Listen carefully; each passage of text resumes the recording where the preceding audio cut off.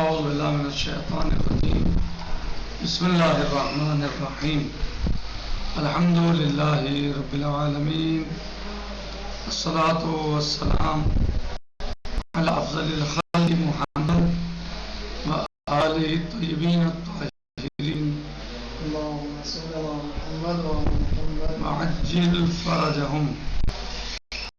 ہمارا درس کتاب مواد الفقہ میں یا ابواب معرفت فقہ میں جو ہمارا درس چل رہا تھا وہ تھا فقہ کی تقسیم کے بارے میں، اس کے ابواب کے بارے میں، بارے میں۔ تو گزشتہ دروس میں ہم نے بعض چیزوں کو بیان کیا اور آج جو شہید محمد باقر الصدر رضوان اللہ تعالیٰ علیہ کی تقسیم ہے، جو انہوں نے تقسیم کیا ہے، اس کے اوپر اس کو دیکھتے ہیں اور سمجھنے کی کوشش کرتے ہیں۔ وحدیثاً وذا شہید محمد باقر الصدر تبویبا جدیداً، اور اس نئے دور میں شہید محمد باقر الصدر رضوان اللہ تعالیٰ علیہ نے ایک نئی تبویب جو ہے وہ قائم کی ہے، مغایر من ناحیت منہجیہ للتبویب القدیم، کہ جو الگ ہے منہجیت کے اعتبار سے تبویب قدیم کی، یعنی شہید محمد باقر الصدر رضوان اللہ تعالیٰ علیہ نے جو تبویب قائم کی ہے وہ الگ ہے، جدا ہے تبویب قدیم کے، اور اس کے اندر جو ہے وہ مغایرت جو ہے وہ جذری ہے، یعنی بنیادی تغیر جو ہے اس میں وہ بنیادی ہے، اساسی ہے۔ وذالک تصنیفہ الاحکام الفقہیہ فی رسالتہ العملیہ الموسومہ بالفتاوی الواضحہ الی اربعۃ اقسام۔ لہذا انہوں نے جو ہے وہ احکام کی تصنیف کی ہے،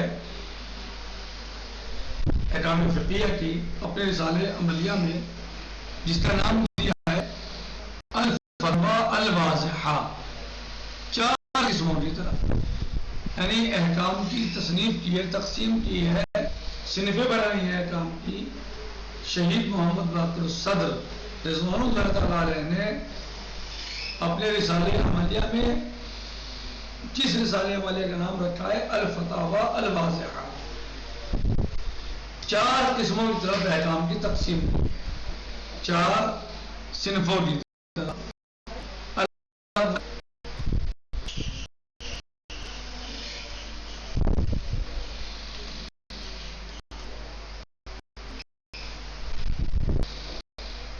الاول القسم الاول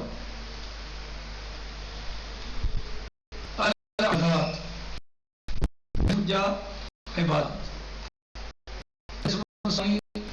الاموال، دوسری قسم اموال، ويشتمل على الاموال العامة والاموال الخاصة، اور یہ جو قسم ہے اموال عامة اور اموال خاصة۔ القسم الثالث السلوک الخاص، تیسری قسم سلوک خاص، چوتھی قسم سلوک عام۔ 4 قسموں میں تقسیم کیا ابواب فقہ کو، کس نے؟ شہید محمد باقر الصدر رضوان اللہ تعالیٰ علیہ نے۔ 4 قسم، پہلی قسم عبادات، دوسری قسم اموال، اور یہ قسم شامل مال عامر اور مال خاصہ دونوں، تیسری قسم السلوک الخاص، چوتھی قسم السلوک العام۔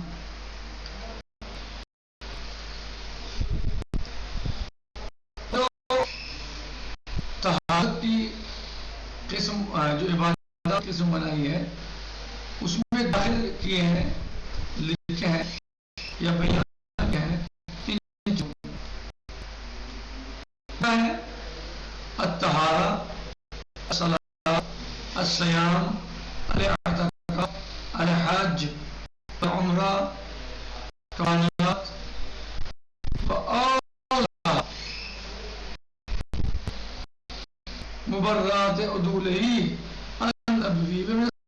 الى تبویب المذکور فی مقدمۃ رسالۃ علیہا، اور وضاحت کی انہوں نے کس چیز میں؟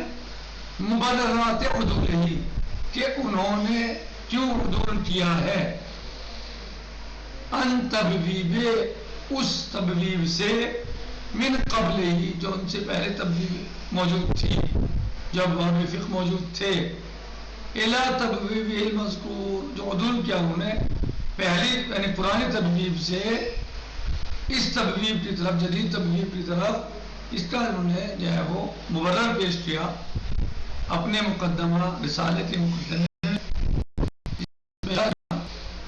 وہ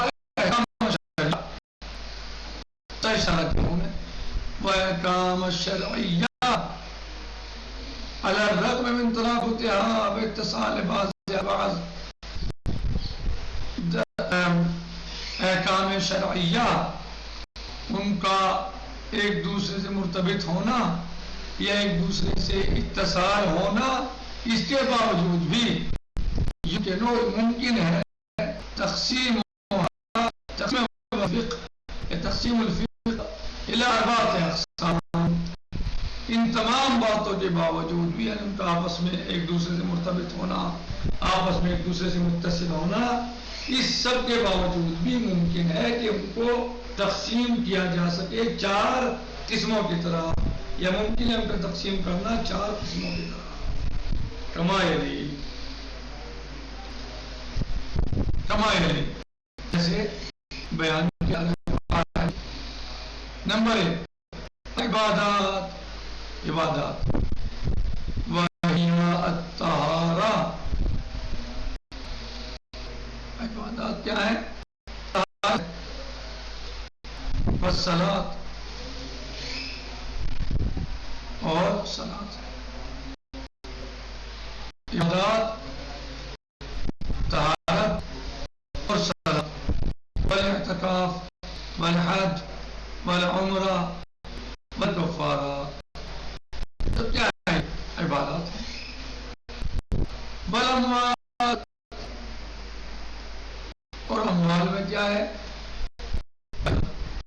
اموال بھی دو قسموں پر تقسیم ہوتا ہے، الاموال، الاموال یعنی الف الاول، الاموال عامہ، عامہ، اس سے کیا مقصد ہے؟ منظور بہار اموال عامہ،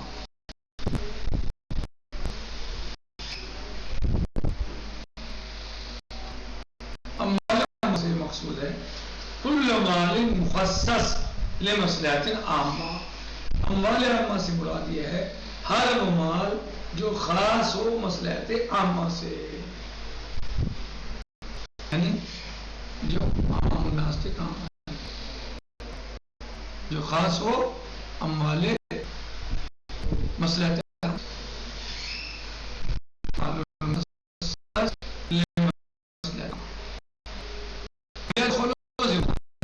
اس کے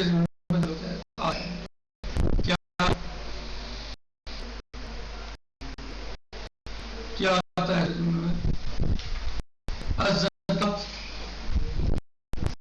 والخمس، انہما زکوۃ والخمس،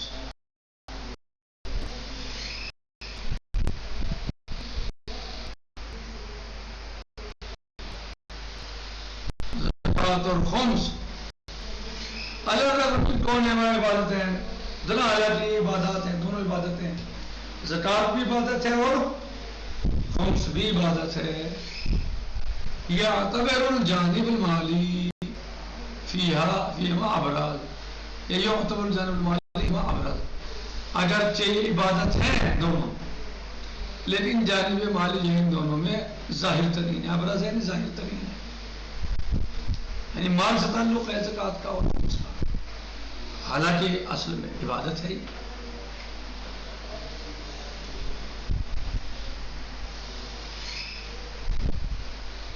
وَكَذَلِكَ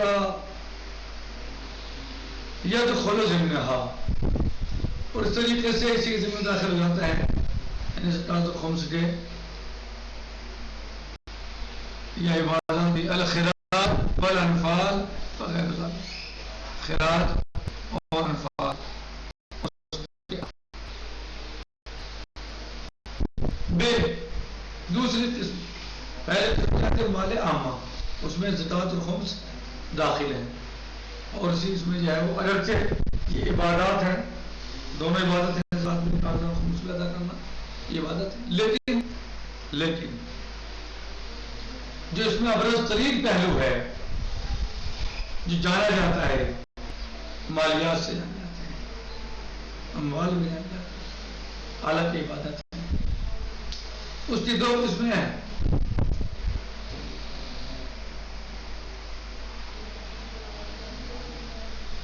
اموال عامہ اور اموال خاصہ.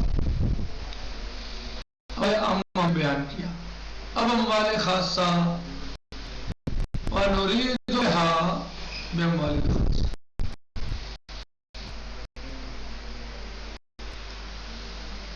ما کان للافراد، وہ مال کے جو افراد کے لیے ہو، خاص لوگوں کے لیے ہو، اور استعراض ہے کامیابی باب ہے، اس کے دو بابوں میں بیان کیا. الباب الاول، پہلا باب،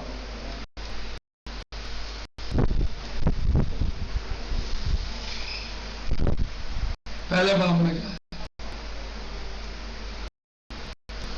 فی الاسباب الشرعیہ اور حق الخاص.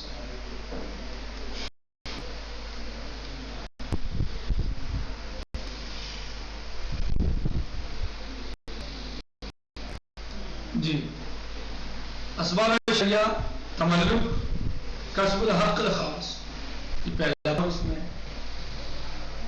وَيَدْخُلُ فِي نِطَاقِ هَذَا الْبَابِ، اور اس باب میں داخل ہوتا ہے احکام احیا والحیازہ.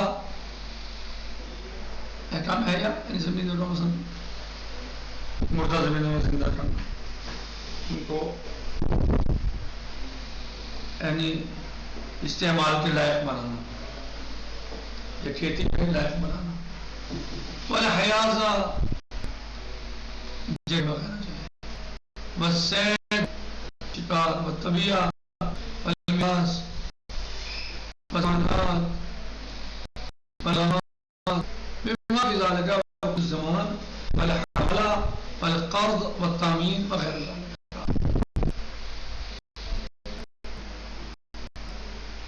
الباب الثانی، دوسرا